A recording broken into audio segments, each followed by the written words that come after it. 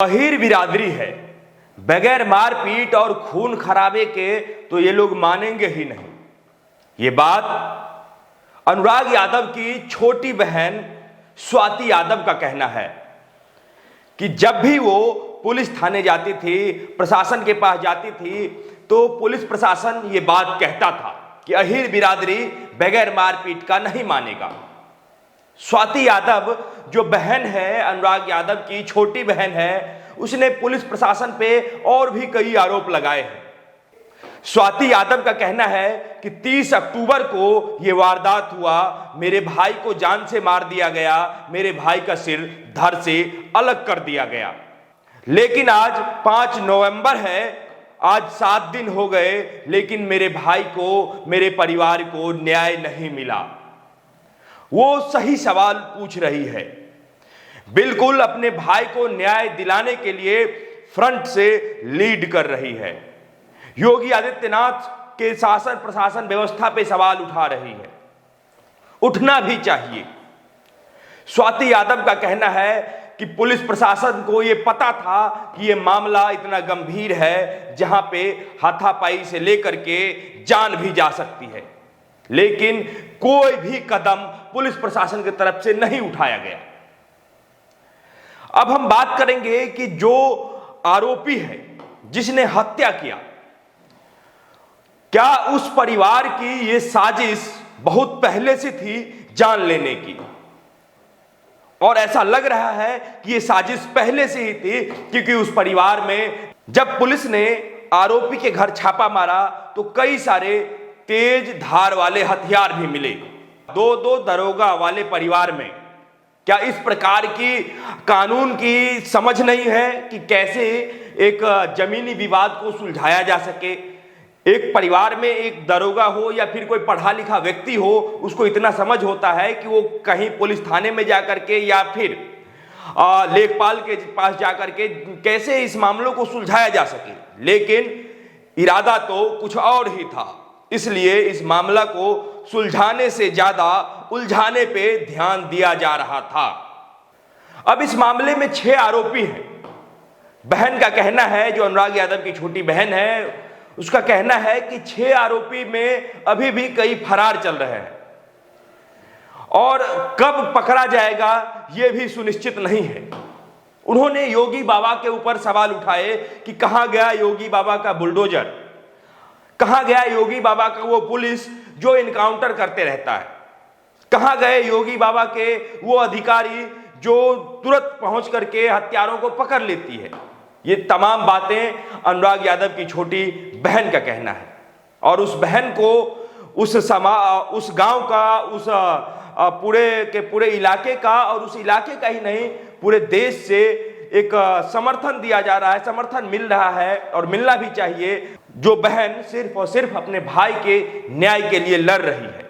अब आप एक वीडियो देखिए कि कैसे तमाम लोगों के बीच में ग्राम प्रधान जो हैं वो अपनी बात निडरता और प्रमुखता से रख रहे हैं। फिर एक का हत्या हो जाएगी तभी मानेंगे क्या आप? हम ये चाह रहे हैं कि जितना उसका अवैध कब्जा है वो तुरंत तत्काल में गिराया जाए। ग्राम प्रधान कह रहे हैं कि ऐसे नहीं मानिएगा, एक आध हत्या हो जाए तब मानिएगा क्या? एसडीएम साहब सुन रहे हैं। ये मामला दरअसल आपको हम बता दें कि 40 साल से चल रहा है। ये पूरे मामले में ये विवाद जो है वो 40 साल से चलते आ रहा है। विधायक जी भी, जब आप देखेंगे एक ऑडियो टेप और एक वीडियो भी वायरल हो रहा है जिसमें विधायक जी से बात करते हुए ये पूछा जाता है कि इस मामले के बारे में आप क्या कहना चाहेंगे, तो विधायक जी का कहना है कि हम भी उसी ग्राम से हैं, उसी गांव से हैं, लेकिन ये कहते हैं कि हमें उस घटना के बारे में कुछ पता नहीं है। अगर पता होता तो हम सुलह करवा देते। खैर, सच्चाई क्या है वो धीरे धीरे पता तो चल ही जाएगा, लेकिन इस हत्याकांड में 2 दरोगा का संलिप्त होना क्या इशारा कर रहा है? ऐसे परिवार में जहां एक दरोगा जो है वो पूर्व रह चुका है और एक अभी तत्काल में है, क्या ये सोची समझी साजिश जो ये दिखा रहा था कि एक परिवार को मारने के लिए, एक परिवार को खत्म करने के लिए, एक परिवार के हंसते खेलते चिराग को बुझाने के लिए इन्होंने कितनी बड़ी साजिश रच रखी होगी और कितने दिनों से ये साजिश कर रहे होंगे। अब बात करेंगे हम योगी आदित्यनाथ की। योगी आदित्यनाथ से न्याय की गुहार लगाई जा रही है।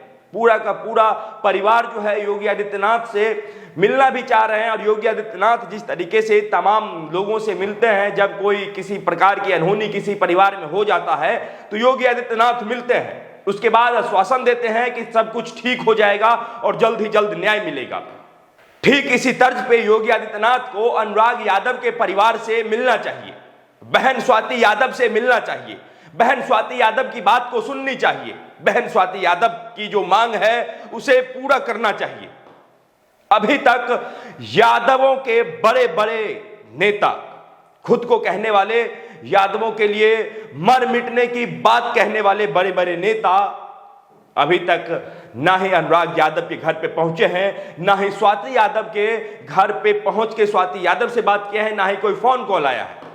क्योंकि आप देखेंगे कि अखिलेश यादव जहां कहीं भी होते हैं और जब बात यादवों की होती है तो तुरंत ही बगैर किसी देर किए वहां पहुंच जाते हैं।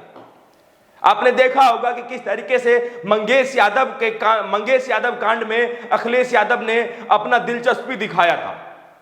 एक डकैत के लिए इस प्रकार की बातें कर रहे थे जैसे लग रहा था कि कोई बड़ा समाज सेवी, कोई बड़ा धर्म गुरु के साथ अन्याय हुआ, लेकिन अनुराग यादव का सिर धड़ से अलग कर दिया गया। लेकिन अखिलेश यादव अभी तक उस गांव में नहीं पहुंच पाए हैं। आप देख रहे होंगे कि देश में तमाम बड़े नेता हो, चाहे बिहार हो, यूपी हो या फिर देश के अन्य राज्यों की बात हो, यादवों की बात करने वाले तमाम बड़े नेताओं में पप्पू यादव का भी नाम आता है। पप्पू यादव भी बगैर किसी देरी की, बगैर किसी बात की वहां पहुंच जाते हैं जहां बात यादवों की होती है, लेकिन वो भी यहां पहुंच पाने में असमर्थ है। पता नहीं उनकी गाड़ी के टायर पंक्चर हो गए या फिर उन्हें उड़ान भरने में दिक्कत हो रही है। किस बात की दिक्कत है और किस बात की देरी है ये तो समय ही बताएगा। लेकिन हमारे समाज में ऐसे नेता हैं जो अपने अपने समय पे अपने अपने हिसाब से राजनीति करने के लिए लोगों को चुनते हैं, समाज को चुनते हैं, जाति को भी चुनते हैं और यहां तक कि धर्म को भी चुनते हैं। ये किसी से छुपा नहीं है। राजेश यादव जो मेरठ में दरोगा हैं, वो भी नामजद उनके ऊपर मुकदमा किया गया है, लेकिन जो धाराएं उनके ऊपर लगी है वो कुछ विशेष धाराएं नहीं हैं जिनसे उनको हमेशा के लिए निलंबित किया जा सके या फिर जीवन कारावास की सजा उन्हें मिल जाए। क्योंकि जब ऑडियो कॉल खंगाला गया, जब प्रशासन ने ऑडियो कॉल चेक किया, फोन कॉल चेक किए, तो राजेश यादव के फोन कॉल ये बता रहे थे कि वो हत्या से पहले भी लगातार आरोपियों के साथ बातचीत कर रहे थे, हत्या के बाद भी आरोपियों से बातचीत कर रहे थे।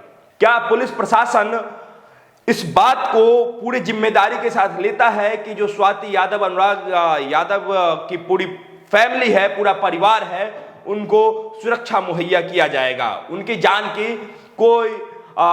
जान का कोई खतरा नहीं है। लेकिन अब होगा क्या ये देखेंगे हम भी, आप भी और तमाम जो इस मामले को तमाम लोग जो बहुत करीब से नजर बनाए हुए।